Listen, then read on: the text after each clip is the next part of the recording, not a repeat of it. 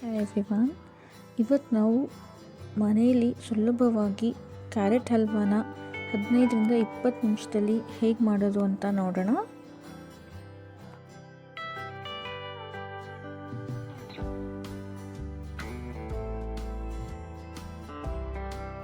ಇದಕ್ಕೆ ನಾನು 1/2 kg fresh ಆಗಿರೋಂಥ ಕ್ಯಾರೆಟ್ನ ತಗೊಂಡಿದ್ದೀನಿ.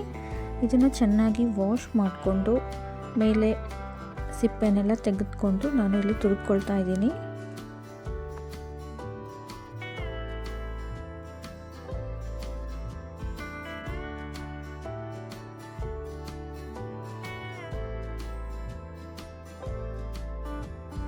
ಕ್ಯಾರೆಟ್ನೆಲ್ಲ ತುರಿದ್ಕೊಂಡ್ಮೇಲೆ ಇಲ್ಲಿ ನಾನು ಡ್ರೈ ಫ್ರೂಟ್ಸ್ನ ತೊಗೊಂಡಿದ್ದೀನಿ, ಗೋಡಂಬಿ ಮತ್ತು ಬಾದಾಮಿನ.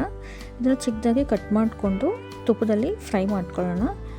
ಇಲ್ಲಿ ನಾನು ಒಂದು 2ರಿಂದ 3 ಚಮಚ ಆಗೋಷ್ಟು ತುಪ್ಪನ ಹಾಕ್ಕೊಳ್ತಾ ಇದ್ದೀನಿ. ಇದಕ್ಕೆ ಕಟ್ ಮಾಡ್ಕೊಂಡಿರೋಂಥ ಡ್ರೈ ಫ್ರೂಟ್ಸ್ನ ಆ್ಯಡ್ ಮಾಡ್ಕೊಳ್ಳೋಣ.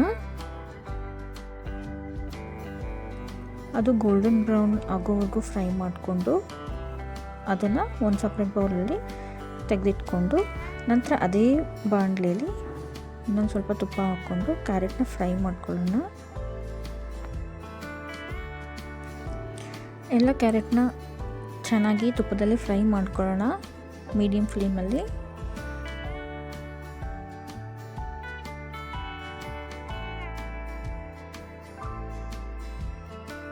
ಇದು ಚೆನ್ನಾಗಿ ಫ್ರೈ ಆದಮೇಲೆ ಇಲ್ಲಿ ನಾವು ಹಾಲನ್ನ ಸೇರಿಸೋಣ.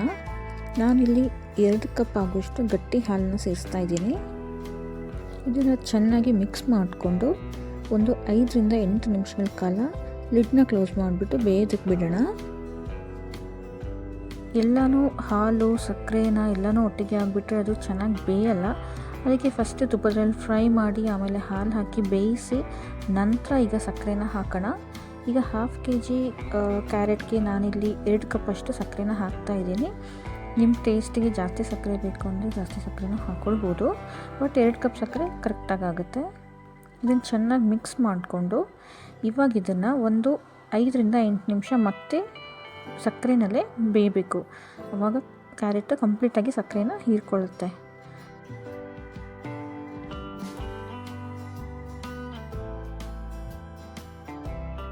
ಈಗಿದು ಕಂಪ್ಲೀಟಾಗಿ ಬೆಂದಿದೆ.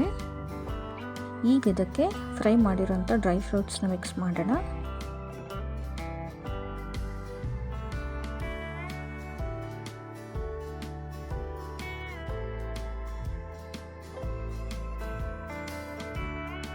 ಡ್ರೈ ಫ್ರೂಟ್ಸ್ನೆಲ್ಲ ಹಾಕಿಬಿಟ್ಟು ಚೆನ್ನಾಗಿ ಮಿಕ್ಸ್ ಮಾಡಿದರೆ ಕ್ಯಾರೆಟ್ ಹಲ್ವಾ ರೆಡಿ ಆಗುತ್ತೆ.